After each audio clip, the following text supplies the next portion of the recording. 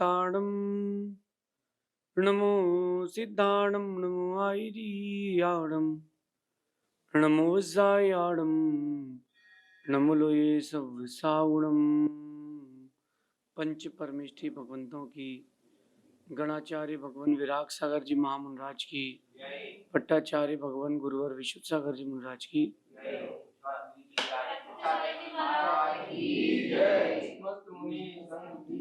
या हम सभी अपने जीवन में सुख और गुणों की अभिवृद्धि के लिए नीति के विषयों का श्रवण कर रहे हैं।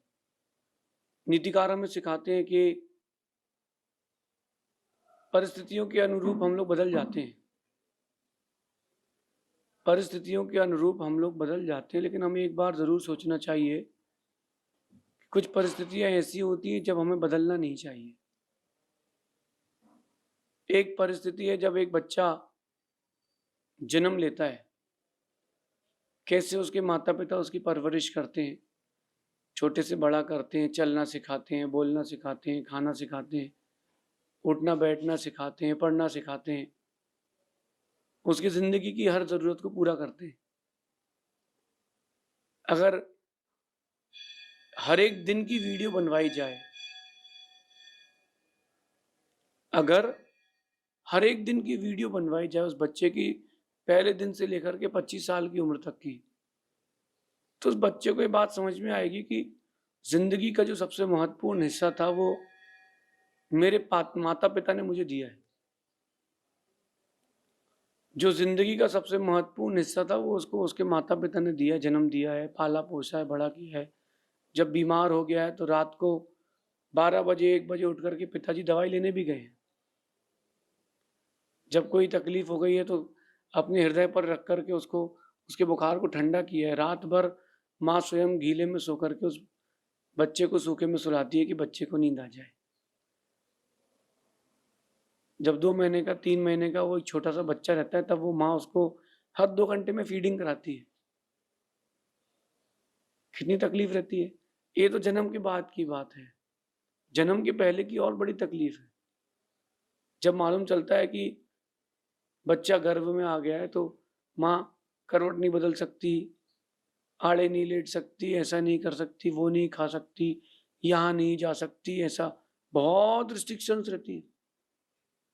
चरपरा नहीं खाना, खटाई वाला नहीं खाना, मन करता है बहुत खाने का लेकिन नहीं, बच्चे को तकलीफ होगी। एक माँ और एक पिता अपने बच्चे के गर्भ के आने से लेकर के जन्म तक, उसको बड़ा करने तक कितने प्रकार से सहन करते हैं। लेकिन पता नहीं शादी होते ही बच्चा बदल क्यों जाता है। यहां मैं किसी बेटी को ब्लेम नहीं दे रहा हूं, शादी होते ही पता नहीं क्या हो जाता है कि बच्चा बदल जाता है। जॉब लगते ही बच्चा बदल जाता है, बिजनेस करने लग जाता है, पैसा आने लग जाए तो बच्चा बदल जाता है। वो पिता जो बच्चे के लिए रात को 2 बजे दुकान खुलवा करके दवाई लाया था, पिता अपने बेटे से कहता है कि बेटा ये आई ड्रॉप ला देना, खत्म हो गया है। पापा 2 दिन तब बाद ला पाऊंगा, अभी थोड़ा टाइम नहीं है। पिता अपने बेटे से कहता था बेटा फोन नया ले आओ, पुराना हो गया है। पिताजी का फोन खराब हो गया तो बेटा कहता काम चला लो, आपको ज्यादा काम क्या है। ये स्थिति क्यों आती है? कहीं ना कहीं एक गैप हो चुका है, कहीं ना कहीं एक बड़ा गैप हो चुका है। उस बड़े गैप को भरना सीखें, उस उतने बड़े गैप को जल्दी से भरना सीखें। कहीं ऐसा नहीं हो जाए कि वो गैप और बढ़ता जाए। बचपन से ही सेटल्ड रखें चीजों को, from the first day, from the first day. आज की नीति कह रही है कि एक माता पिता अपने बच्चे की परवरिश और जिंदगी के सुधार के लिए अपनी पूरी जिंदगी लगा देते हैं। एक माता पिता अपने बच्चे की परवरिश, उसकी जिंदगी की सुधार के लिए अपनी पूरी जिंदगी लगाते हैं, अपनी पूरी जिंदगी लगाते हैं। और लेकिन शादी होते ही वो बच्चा अपने हाथ में टैटू लिखवाता है, my wife is my life, कि my wife is my life, मेरी पत्नी मेरी जीवन है, मेरी जिंदगी है। कैसे हो गया भैया, कैसे हो गया? एक बार जरा झांक के देखो अतीत में। एक बार झांक के देखो पीछे भूतकाल में, तुम्हारे माता पिता ने तुम्हारे लिए क्या क्या नहीं किया है, और तुमने उसके बदले में उनको क्या क्या दिया। तुम्हारे माता पिता ने क्या क्या दिया और तुमने रिटर्न में क्या दिया। अगर एक बार वो बच्चा बैठ के सोचे ना, तो मेरा मानना है कि 25 साल की उम्र से कमाना चालू करता है, 200 साल की उम्र तक भी कमा ले तो चुका नहीं पाएगा, चुका नहीं पाएगा। सुबह सुबह पिताजी तुमसे कह रहे बेटा उठना, जरा मंदिर छोड़ देना। पापा मेरी नींद खराब मत करो, पापा मेरी नींद खराब मत करो, पापा मेरी नींद खराब मत करो।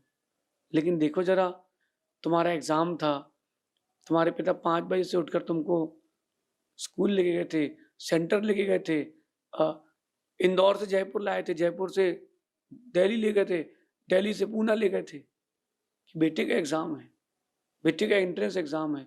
कैसे उसने पैसे जोड़े थे, कहाँ उसने इंटरेस्ट से लिए थे, उसने कितनी मेहनत की थी। अच्छे दिन आते ही आप भूल जाते हो कि बुरे दिनों में साथ किसने दिया है। एक बेटे की जिंदगी बनाने वाली उसकी पत्नी नहीं होती, उसके माता पिता होते हैं। वह कहावत है ना कि हर एक सफल इंसान के पीछे एक औरत का हाथ होता है, वो औरत उसकी माँ होती है, उसकी पत्नी नहीं होती है। पत्नी उसके सफल होने के बाद उसका साथ देती है, माता पिता उसकी सफलता में साथ देते हैं, लेकिन व्यक्ति भूल जाता है। मैंने ऐसे बहुत सारे बच्चों को देखा है जो अपने माता पिता का ध्यान नहीं रखते। मैं वृद्धाश्रम गया था, मुझे बड़ा दुख हुआ। एक वृद्ध पिता मुझसे कहता है कि मैं सबसे एक एक करके मिला, हाँ 25-30 वृद्ध थे, मैं सबसे एक एक करके पर्सनली मिला। मैंने पूछा कि आप यहाँ कैसे आए, तो उन्होंने कहा कि मेरे आपके जैसे 4 बेटे थे, मेरे आपके जैसे 4 बेटे थे, मैंने चारों के लिए अलग अलग बंगला बना के दिया। जब मेरे रहने की बारी आई तो मैंने पूछा कि अब मैं कहाँ रहूंगा, बोले आप अपना देख लो। बोले जितना बड़ा वृद्धाश्रम है, ऐसे बड़े बड़े मैंने 4 बंगले बना के दिए हैं, मैंने बहुत बिजनेस किया, लेकिन अब मेरे बेटों ने सब कुछ टेक ओवर कर लिया और मुझे निकाल दिए। मैंने कहा अच्छा है, मैंने कहा अच्छा है, अंतिम समय शांति से व्यतीत होगा, लड़ाई झगड़े में नहीं होगा, विकल्प नहीं करें। मैं उसको समझा के आ गया, लेकिन दर्द मुझे भी था कि ऐसी संतानें ना हो, उससे अच्छा है कि ना हो। अब जो मेरी बात सुन रहे कम से कम वो तो व्यवस्थित हो जाएं। फिर भी नीतिकार कहते हैं कि बेटा तो शादी के बाद तुम्हारा नहीं बचेगा, पत्नी का हो जाएगा। बेटा शादी तक तुम्हारा है, लेकिन बेटी जन्म के अंतिम समय तक तुम्हारी रहेगी। बेटी अंतिम समय तक तुम्हारी रहेगी। इसलिए क्यों ना अपन बच्चों से आज बात करना चाहता हूँ, जो एक टीन एज से बाहर निकल चुके, प्रौढ़ हो चुके, उनसे भी बात करना चाहता हूँ।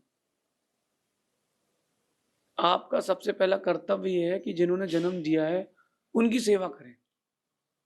ये आपकी प्रायोरिटी, फर्स्ट प्रायोरिटी होना चाहिए। ये आपकी फर्स्ट प्रायोरिटी होना चाहिए कि जो आपके माता पिता हैं आप उनकी सेवा करें। फिर हमारी लाइफ का क्या होगा? उन्होंने भी तो अपनी लाइफ स्पॉइल करके तुमको जन्म दिया है, उन्होंने भी तो अपना समय निकाल के तुमको वक्त दिया है, और तुम उनको छोड़ के दूर बैठे हो, कैसे काम चलेगा? कोरोना के समय तो एक बड़ी विचित्र घटना हुई।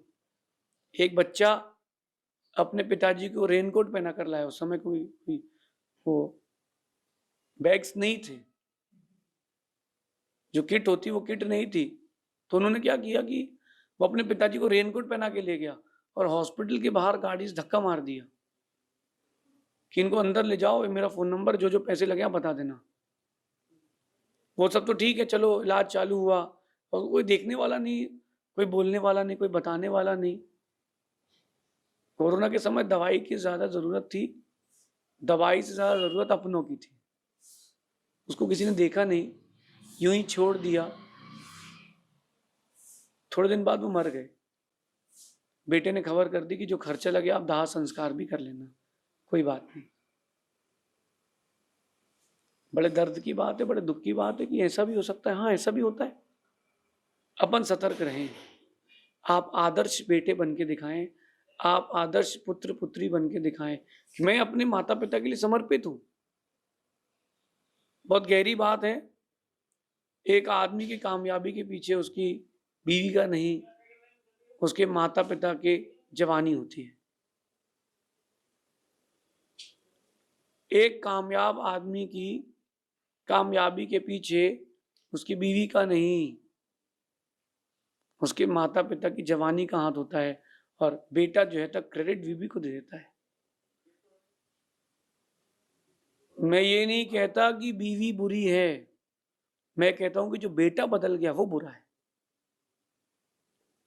जो बेटा बदल गया ना वो बेटा बुरा है, बीवी बुरी नहीं। क्योंकि तुम्हारी माँ भी तो किसी की पत्नी है ना।